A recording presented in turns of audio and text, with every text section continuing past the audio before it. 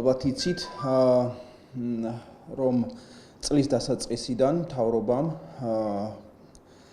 გამოაცხადა ერთ-ერთი ძალიან მნიშვნელოვან სფეროში რეფორმა.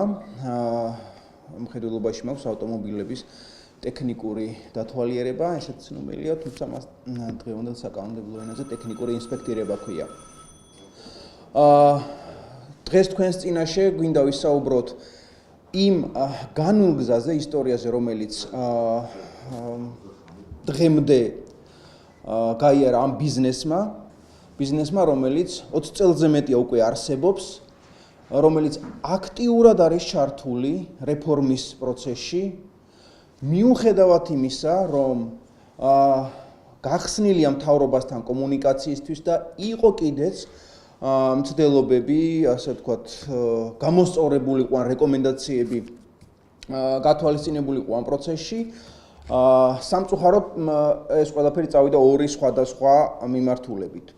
ბიზნესი აგრძელებს მუშაობას, არის ამ პროცესში ჩართული, თუმცა მთავრობის ძალისხმევა და გადაწყვეტილებები ხშირად არათუ საწინააღმდეგოა, არამედ ხშირად სხვადასხვა სახის რისკების მატარებელიცაა და ეს უკვე საჯაროდ გამოჩნდა მათ მიერ მიღებულ გადაწყვეტილებებსა და ქმედებებში.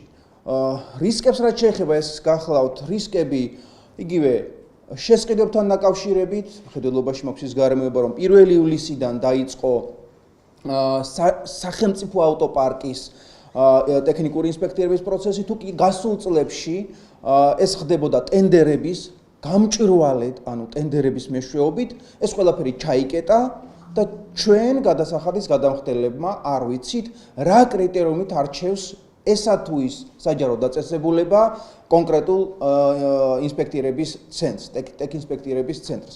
რა თქმა უნდა, როდესაც სისტემა იხურება, იქ ჩნდება და არსებობს კორუფციის რისკები. როდესაც შერჩევის კრიტერიუმი არ არსებობს და კონკრეტული ჩინოვნიკი არის თავისუფალი საკუთარ გადაწყვეტილებაში. რისკები აქედან გამომდინარე, ბუნებრივად, როდესაც სისტემა იხურება, გაჩნდა კორუფციული რისკებიც თავისთავად და შესაბამისად ეს არ არის პატარა მასშტაბი, თუნდაც იგივე სახელმწიფო ავტოპარკთან დაკავშირებით რო წარმოვიდგინოთ, უხეში გათვლებით დაახლოებით 60,000 ავტომანქანა რომ აიღოთ, წელიწადში სადღაც 4-5 მილიონზეა საუბარი. მინიმალურ უხეში გათვლებზე ვსაუბრობ. რაც შეეხება მთლიან ბაზარს. მთლიანი ბაზარი დაახლოებით მოცულობით არის 45 მილიონის წელიწადში. რეფორმა სრული მასშტაბით ჯერ არ დაწყებულა 2019 წლის 1 იანვრიდან დაიწყება, ანუ ყველას როდესაც შეეხება და შესაბამისად მოცულობა, ანუ დაახლოებით 900,000 ავტომანქანა მოძრაობს. დღეს რეგისტრირებულია უფროსობა და შესაბამისად მათი მომსახურების საშუალო ღირებულების აღებით ვიღებთ მოცულობას. საკმაოდ მნიშვნელოვან მოცულობას და აქედან გამომდინარე უკვე გამოსაცნობი ხდება მთავრობის ყოფილ თუ ამჟამინდელ ჩინოვნიკთა ცდუნება, რომ ამ ბაზარზე ასე ვთქვათ საკუთარი ნიშა მოიპოვონ არც თუ კეთილსინდისიერ და კანონშესაბამისი ქმედებებით. მაგალითად გეტყვით, დღეს არსებული ეს ბაზარზე ოპერირებს ამ ხნის განმავლობაში, მანამდე სხვათა შორის 90-იანი წლებიდან მოყოლებული, 95-დან მოყოლებული ეს კომპანიები არსებობს, 27 ინსპექტირების ცენტრი. ეს სფერო არის აკრედიტაციას დაქვემდებარებული და ყველა არის აკრედიტირებული. აი ახლა მაისის თვეში მთავრობამ შერჩევა გამოაცხადა ეკონომიკის სამინისტრომ მხედველობაში და თუ კი არსებულ ცენტრებს აკრედიტაცია აქვთ 4 წლით, იმ შერჩევაში გამოაცხადა, რომ ჩვენ შერჩევაში გამარჯვებულ პირთან გავაფორმებთ ხელშეკრულებას და 10 წლიან ასე ვთქვათ საქმიანობის უფლებას მივანიჭებთო. რატომ არის კიდევ ეს ყველაფერი საგანგაშო და ამ ეტაპზევე არის გადაწყვეტილებები მისაღები. კანონს თუ არ ეფუძნება ესა თუ ის რეფორმა განწირულია წარუმატებლობისთვის. მაშინ, როდესაც ორი კანონი, ეს გახლავთ პროდუქტის უსაფრთხოებისა და უსაფრთხოების კოდექსი და მეორე საგზაო მოძრაობის კოდექსი, ამბობს, რომ ამ სახელმწიფოში მხოლოდ აკრედიტაციის ცენტრი არის ერთადერთი უფლებამოსილი ორგანო, ინსპექტირების ცენტრების აკრედიტაციის პირობები დაადგინოს და გასცეს აკრედიტაცია, მანვე დაადგინოს აკრედიტაციის ვადაო. ჩვენ ამის საწინააღმდეგოდ უყურებთ, რომ ეკონომიკის სამინისტრო, ისე რომ კანონი მას ამის უფლებას არ ანიჭებს, არც ერთი კანონი, თვითონ წარმართავს ამ პროცესს. აფორმებს გაუგებარ ხელშეკრულებებს და აღნიშნეთ წეხანაც არა 4 წლიანი ვადით, რომელიც აკრედიტაციის ცენტრს დადგენილი აქვს, ანუ კანონიერი 4 წელია, 10 წლიანს. კანონს ბოდის ვიხდი გვახევს ყველას თავზე. ბუნებრივია ესეთი უხეში, ასე ვთქვათ, ჩარევები ბიზნესში ზღუდავს კონკურენციას. გასათვალისწინებელია, რომ არ დაზიანებულიყო იდეა რეფორმისა, რომლის საჭიროებაში ყველა ვთანხმდებით, მათ შორის ის ბიზნესი, რომელიც თქვენს წინაშე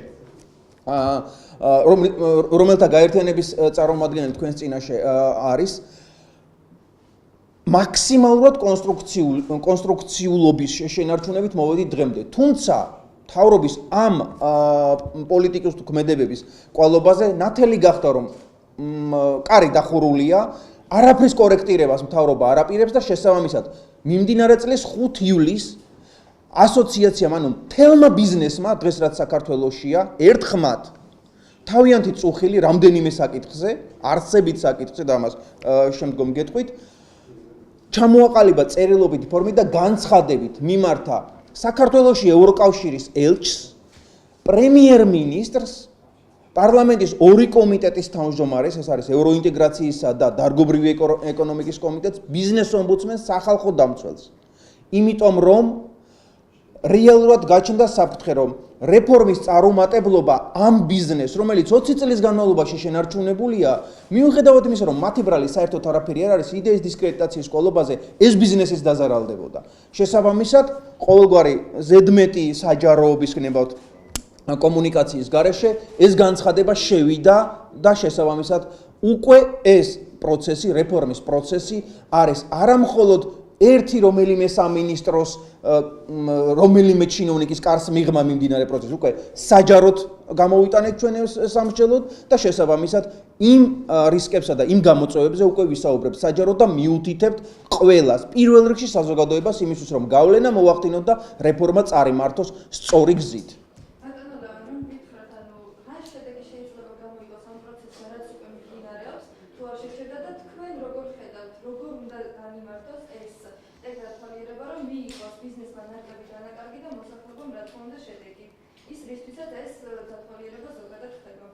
მადლობა, ძალიან კარგი კითხვაა. კარგია, რომ აი ამ კითხვაზე მთავრობას თავიდანვე ჯეროვნად ეფიქრა და ეზრუნა და ნახავდა კიდეც მაგალითებს.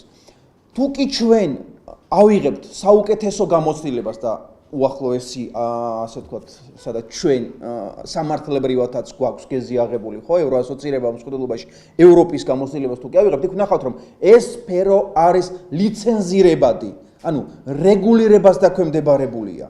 იქ ყველა პირობას, მათ შორის სატარიფო პოლიტიკას, აქედან გამომდინარე, მთავრობა არეგულირებს, ლიცენზიებს ყიდის და შესაბამისად არის, ასე ვთქვათ, რეგულირებას დაქვემდებარებული. ჩვენთან ავტომობილების ტექნიკური ინსპექტირება არ არის ეკონომიკის რეგულირებადი სფერო. თავისუფალია, შესაბამისად, ეს უკვე ნიშნავს, რომ კონსტიტუციურად ეს ამ სფეროში შენარჩუნებული უნდა იყოს კონკურენცია.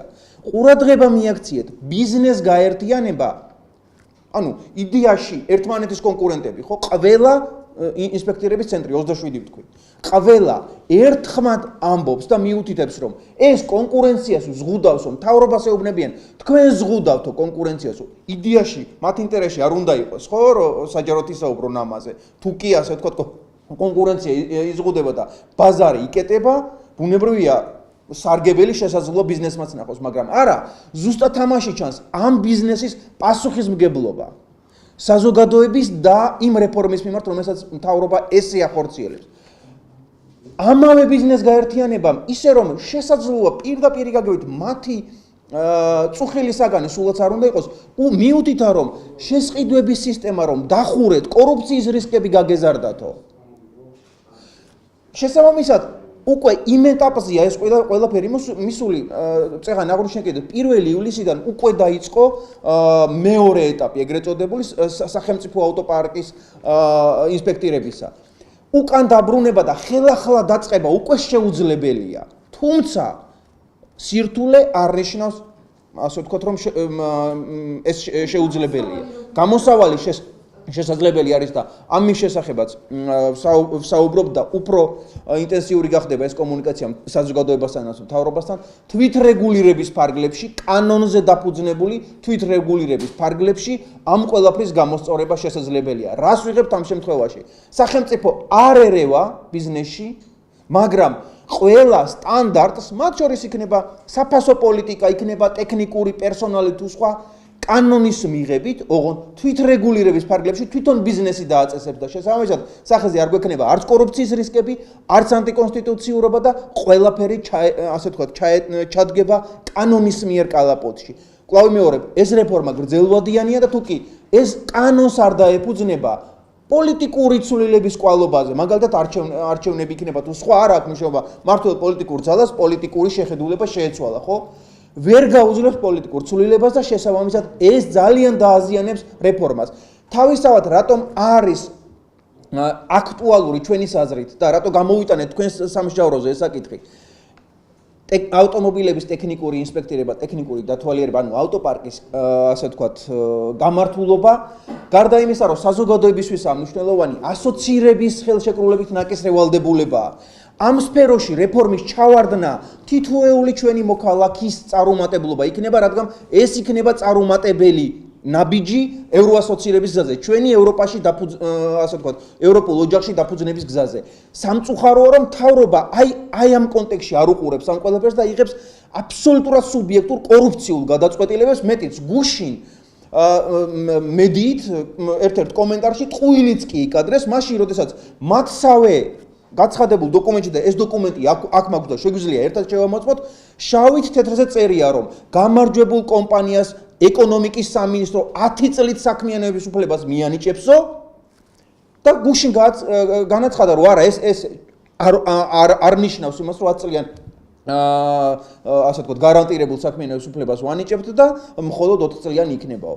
რადგან მთავრობა ტყუის, ეს უკვე კიდევ ერთი ინდიკატორია, რომ რაღაც წესიერად ვერ არის მათ მიერ დაწყებულ საქმეში. და ბოლოს საკანონმდებლო ჩარჩოზე ვთქვი და აუცილებლად უნდა მივუთითო ბიზნეს გარემოს შესახებ. თავის დროზე, როდესაც ლიცენზიებისა და ნებართვების კანონი მიიღეს ჩვენთან, მას ეგრეთ წოდებული ბიზნესის კონსტიტუციაც კი ეწოდა, იმიტომ რომ ერთხელ და სამუდამოდ მოწესრიგდა ყველა სფერო, რაც რეგულირებას ექვემდებარება ამ წესით. იმავე კანონში შავი თეთრზე არის ჩანაწერი. ნებისმიერი საქმიანობა, რომელიც რეგულირებას შეიძლება დაექვემდებარებოსო, ამ კანონში უნდა აისახოსო, ლიცენზიებისა და ნებართვების შესახებ კანონშიო. ქართული რეალობა გაითვალისწინა იმჟამინდელმა პარლამენტმა და იმავე კანონშიც წერა, რომ ნებისმიერი გადაწყვეტილება შინაარსობრივად თუ კი რეგულირებას გულისხმობსო, კანონსაწინააღმდეგოაო.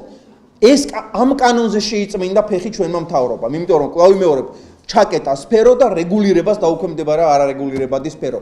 მოკლა კონკურენცია. მოგესალმებით, მოგეხლავთ საქართველოს ავტომობილების ინსპექტირების ორგანოების ასოციაციის ხელმძღვანელი ვაჟა იორდანიშვილი. პატარა ექსკურსს გავაკეთებ ზოგადად ამ რეფორმის შესახებ ლევანმა უკვე ისაუბრა, თუმცა მანამდე დიდი ისტორია აქვს ავტომობილების ინსპექტირებას, როგორც მოგეხსენებათ 2004 წლიდან გაუქმდა სავალდებულო ინსპექტირება ავტომობილების, მსუბუქი ავტომობილების. შესაბამისად მივიღეთ ის, რომ მაგერ 14 წელია უკვე ამ პერიოდში ფაქტიურად 10 წელზე მეტი ავტომობილების რაოდენობა შეადგენს 91%, რომელიც ძირითადი პარკი არის ამორტიზებული. შესაბამისად ეს იყო მხოლოდ და მხოლოდ მინდობილი მძღოლების კეთილ სინდისიარებაზე, რამდენად ტექნიკურად გამართულ მდგომარეობაში ამყოფებდნენ ავტომობილს. შესაბამისად მივიღეთ ის, რომ პარკი არის ამორტიზებული და შესაბამისად იგივე გარემო, ეკოლოგიური გარემო არის საკმაოდ დაბინძურებული, რის ძირითადი გამოწვევის წყარო არის ავტომობილი. რაც შეეხება ჩვენ გაერთიანებას და ასოციაციას, შეიქმნა 2017 წელს, ანუ 1 წლის წინ. მოცემულობა იყო ესეთი, რომ ძალიან დიდი გამოწვევების წინაშე იდგა ზოგადად სფერო, განსაკუთრებით მაღალი რისკები იყო კორუფციის კუთხით ინსპექტირების პროცესში და რა გააკეთა ასოციაციამ ამის ფარგლებში შექმნა სისტემა, ერთიანი ელექტრონული ბაზა, აღიჭურვა ყველა ცენტრები ერთიანი სათვალთვალო კამერებით, რომ 14-თვიანი ჩანაწერით სხვათა შორის და შეიძინა ყველა ცენტრმა გამზომი ხელსაწყოები ისეთი ტიპის მაღალტექნოლოგიური, რომლის საშუალებითაც პერსონალის ჩარევა უშუალოდ ინსპექტირების პროცესში ისეთ მნიშვნელოვან პარამეტრებზე, როგორც არის მაგალითად სამოხრუჭე სისტემა და გამონაბოლქვი, პერსონალის ჩარევა არის შეუძლებელი, თვითონ ანათვალს იღებს გამზომი ხელსაწყო, გადაცემს ერთიან ელექტრონულ ბაზას და ბაზა იღებს გადაწყვეტილებას ავტომობილის ვარგისიანობის შესახებ. შესაბამისად გამოირიცხა და ნულამდე დავიდა კორუფციული რისკები ინსპექტორების მიერ, რომლებიც უშუალოდ ახორციელებენ პროცესს და ეს იყო ძალიან მნიშვნელოვანი წინ გადადგმული ნაბიჯი. შესაბამისად მივიღეთ ის, რომ გვაქვს შედეგები ობიექტური, მაღალი ხარისხის მომსახურებებით და პროცესი აქამდე 27 ინსპექტირების ცენტრით მოვიდა, რომლებიც ყველა მათგანი არის აკრედიტებული.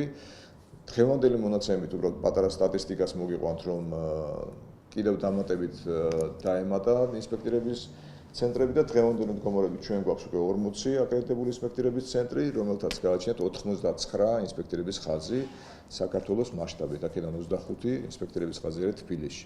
89 ხაზი ინსპექტირების ეს იმას ნიშნავს, რომ მათ შეუძლიათ 900,000 ერთეული ავტომობილის ინსპექტირება წელიწადში. რეალურად დაახლოებით მილიონის ფარგლებში გვაქვს ავტომობილების რაოდენობა, რომლებიც გზაზე მოძრაობენ, შესაბამისად აქ მე ვერ ვხედავ რაიმე გარკვეულ რისკებს, რაღაც გაუთავებელი რიგების და რეფორმის რაღაც ამ კუთხით ეჭქვეშ დაყენების.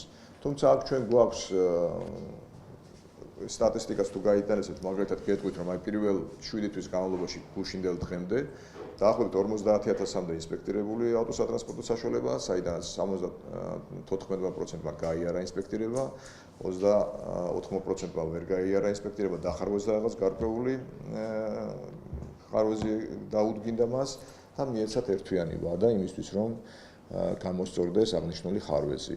ეს იმას ნიშნავს, რომ 24% ვერ გადის ინსპექტირებას ავტომობილების.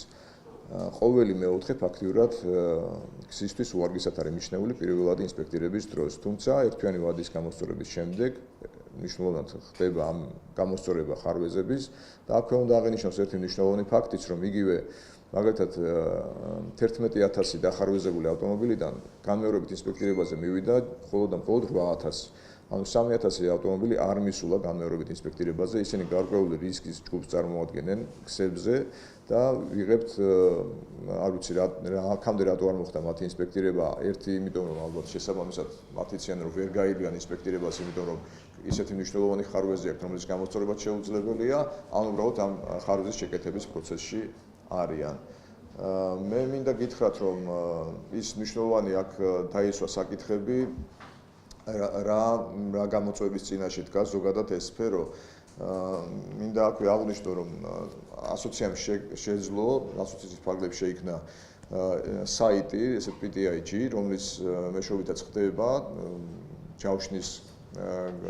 ჯავშანი კონკრეტულ ავტომობილზე და მომხმარებელს აქვს საშუალება მივიდეს მისთვის სასურველ ცენტრში, სასურველ დროს ამ ჯავშნის მეშვეობით.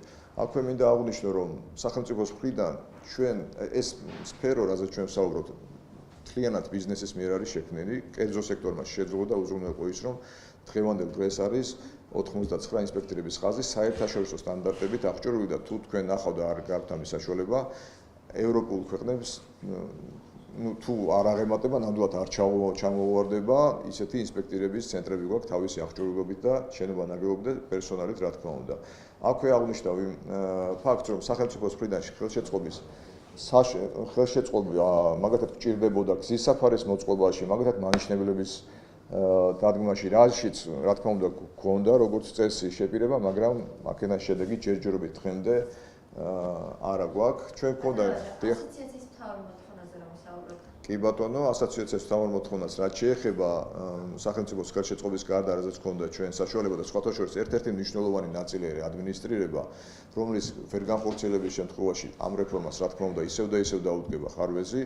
ჩვენ გვაქვს გარკვეული ხედვები და წინადადებები, როგორ უნდა მოხდეს ადმინისტრირება, ისე რომ პატრულ ინსპექტორმა არ დაიწყოს ყველა შემთხვევაში სათითაოდ მილიონი ერთეული ავტომობილის გაჩერება და მათი გადამოწმება, რაც ფიზიკურად ფაქტიურად შეუძლებელია.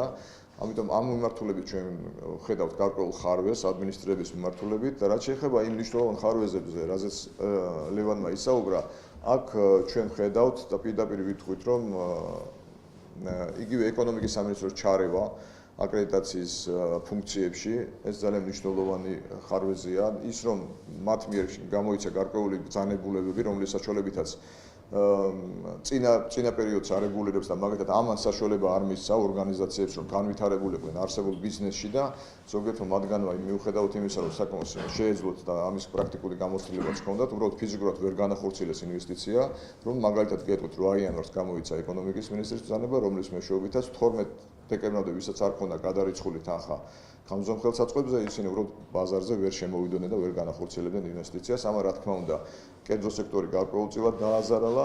ასევე მინდა გითხრათ, რომ ამ პერიოდში, როდესაც მაგალითად დაიქირავა რა კომპანია SGS-ი, საკონსულტაციო ჯგუფი, რომელმაც გაუწია კონსულტირება ტექნიკური რეგლამენტების შემუშავებაში, ფაქტიურად SGS-მა დაიწყო გარკვეული აუდიტის ჩატარება ორგანიზაციებში, რაც ჩვენი ხედვით არის დაუშვებელი. ამ რეგულაციების შედეგად იყო ფაქტები, რომ გაჩერდა კიდევაც ინსპექტირების ზოგიერთი ცენტრი, მათ გააუქმნათ ხაზები, აბსოლუტურად ბიზნესი ფაქტიურად დაზარალდა ამ მიმართულებით. ასევე მაგალითად ხარვეზებს ხედავთ იმაში, რომ ამ ბიზნესს რატომღაც პირდაპირ რამოდენიმე უწყებას აქვს პირდაპირ ცდომა ვიდეო კამერებით და მიდის ონლაინ მონიტორინგი პროცესის, რაც მსგავსი რეგულაციებია საქართველოში დაუშვებელი და მე როგორც ისე მხოლოდ და მხოლოდ კაზინოებშია ასეთი მიდგომა. გარდა ამისა კიდე შეგვიძლია ვთქვათ, რომ რაზეც ლევანი მისაუბრა, რომ სისტემა ჩაიკეტა, ის რომ ფასების რეგულირება მოხდა, შერჩევის პროცესში რაღაც გარკვეული შეზღუდვები დაწეს და ანუ ჩვენი აზრით ეს არის ძალიან დიდი კომპლექსური შესწავლის საგანი, რაც მე ჩამოთვალეს სათითაო პუნქტი არის მნიშვნელოვანი და ამას ჭირდება საზოგადოებამდე მიტანა და განხილვა, რა თქმა უნდა, იურისტების მიერ, რამდენად სწორად მიმდინარეობს რეფორმა. ამ დღესდღეობით ინსპექტირების პროცესს ახორციელებს აკრედიტებული ინსპექტირების ცენტრები. ასეთი არის 40 ორგანიზაცია. ჩვენი წევრი იყო 1 ივლისამდე ყველა, რომლებიც იყო აკრედიტებული მანამდე. 1 ივლისის შემდეგ დაემატა კიდევ 13 კომპანია. ამ 13 კომპანიიდან რამოდენიმე სურვილი გამოთქვა ასოციაციაში გაწევრიანების და გაწევრიან და დანარჩენი ჯერჯერობით აი მათ ვერ დაიწყეს ბოლომდე არ არის გამართული, შესაბამისად ჩვენი იმედი გვაქვს, რომ ყველა მათგანი გაწევრიანდება ასოციაციაში. აი მაგაზე მე მოგახსენეთ დასაწყისში ეს იყო 59295-ია ინსპექტირებული, 36500 არის გამართული და 11450 არის გამომართავი ამ 1 იანვრიდან 19 ივლისის ჩათვლით.